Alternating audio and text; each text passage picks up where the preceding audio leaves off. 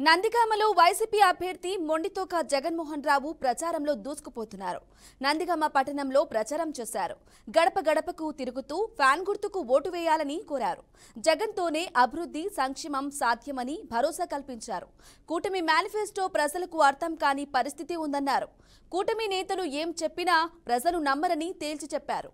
మరోసారి వైసీపీయే అధికారంలోకి రావాలని ప్రజలు కోరుకుంటున్నట్లు తెలిపారు. వైఎస్ జగన్ చేసిన సంక్షేమమే వైసీపీని గెలిపిస్తాయని ధీమా వ్యక్తం చేశారు.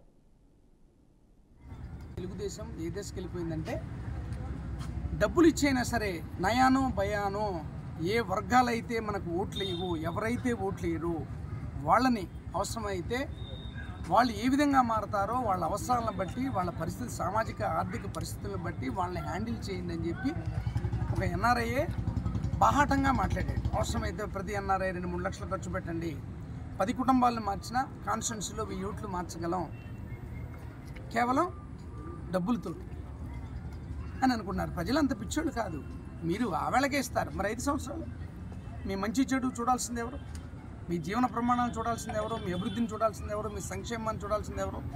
దీనికన్నా అసలు ముఖ్యంగా ప్రముఖంగా నేను చెప్పదలుచుకున్న పాయింట్, చాలా ముఖ్యమైన పాయింట్, ఈ రాష్ట్రంలో ఎవరైనా కావచ్చు, పేదవాడు ఎవరైనా సరే, ఏ వర్గానికి చెందినవాడైనా, రైతు కావచ్చు,